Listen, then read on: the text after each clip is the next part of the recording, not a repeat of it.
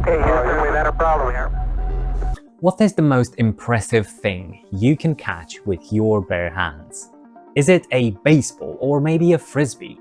Well, how about a multi-million-dollar, 1-ton spinning satellite in the cold void of space? It may sound like a scene from a Hollywood movie. However, in 1984, that is exactly what happened. This is the incredible and slightly unhinged story of STS-51A, the first and only space shuttle mission to retrieve and return 2 satellites from orbit, in which an astronaut performed one of the most audacious EVAs in the history of spaceflight. Strap in, because we are going on a salvage mission.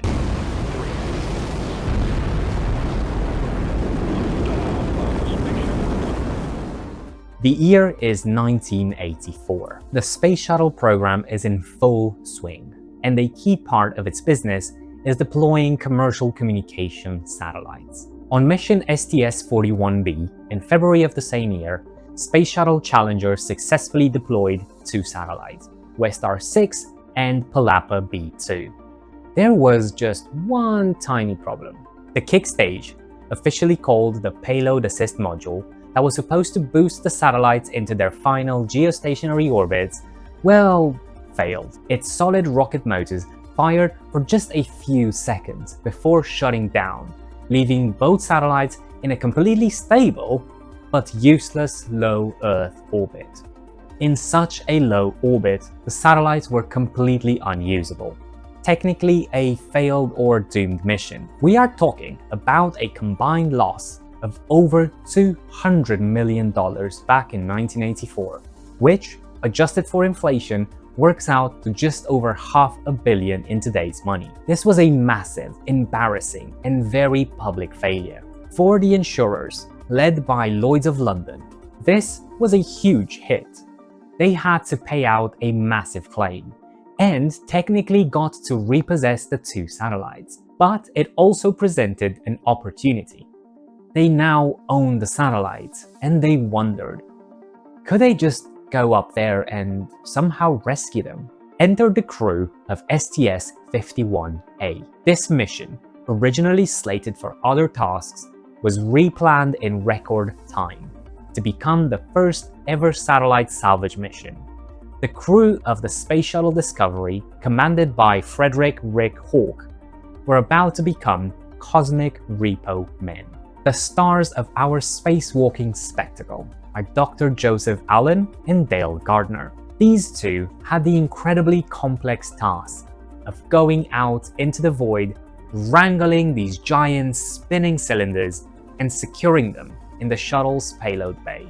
Now, you can't just go up to a satellite and simply grab it. They were just not designed for that. What they needed was a plan and some new hardware. NASA engineers got straight to work and developed a couple of brilliant tools for this unique job. First, there was the Stinger. This was a probe that Joe Allen would wear on his Manned Maneuvering Unit, or MMU. The MMU, as you might remember from the movie Gravity, was basically a jetpack for astronauts.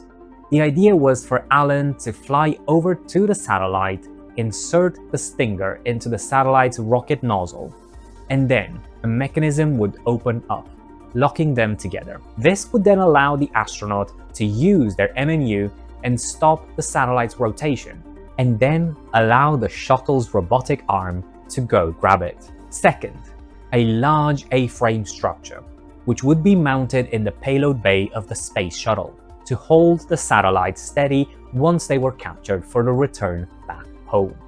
The plan was to grab Palapa B2 first, stow it, and then go after Westar 6.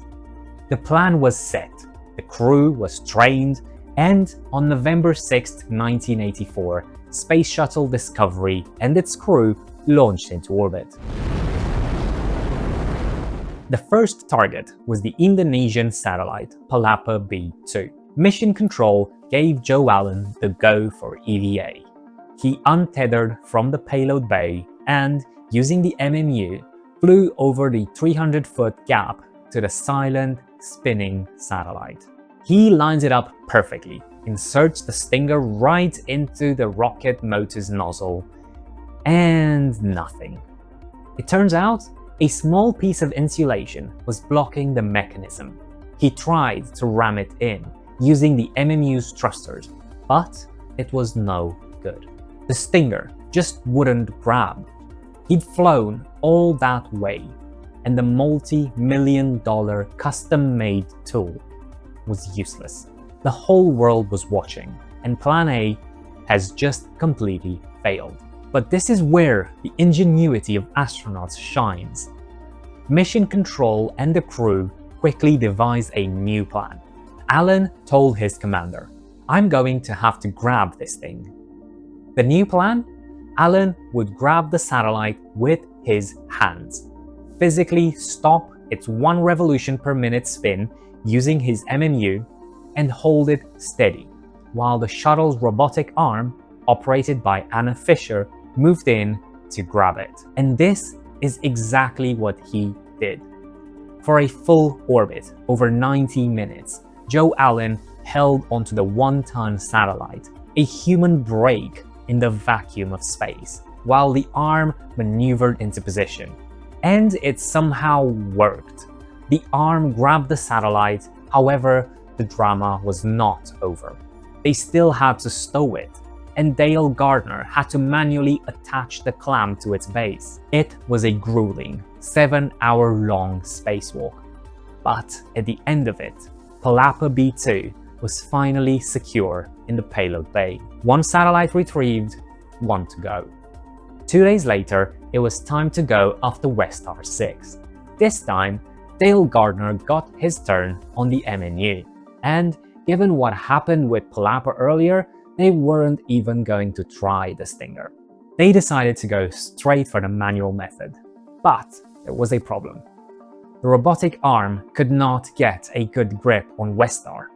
The crew and mission control came up with an even more audacious plan. It was dubbed the Fly Swatter Maneuver.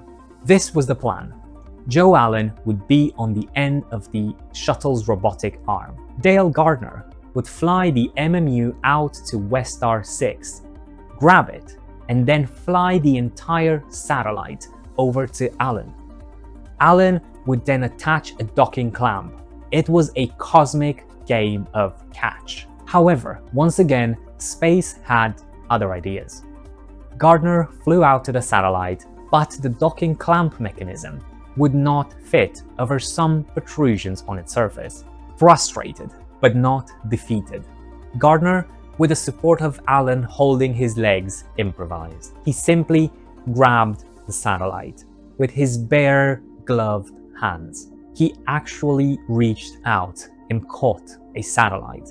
He held it, stabilized it, and then, with incredible effort, him and Allen finally managed to wrestle the docking mechanism into place. The moment was caught in one of the most famous photos in space history. Dale Gardner holding a handmade for sale sign, grinning next to the 2 captured satellites in the shuttle's payload bay.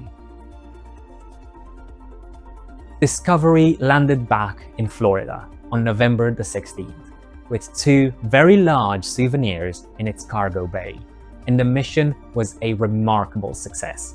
It proved the versatility of the space shuttle and the incredible ability of astronauts to think on their feet and solve complex problems in the most challenging environment imaginable. So what happened to the satellites? They were sold to other companies, refurbished, and successfully relaunched a few years later. Palapa B2 was relaunched in 1990, and Westar 6 was relaunched in 1992, living out full operational lives. The salvage mission was not just a technical triumph, it was also a financial success. STS-51A was a landmark mission. It showed that we weren't just visitors in space, but that we could work, build, improvise, and even clean up our own mess up there. Today, as we look at the growing problem of space debris and the dream of in-orbit servicing and manufacturing, the lessons from this incredible mission are more relevant than ever. It is a reminder that sometimes the most advanced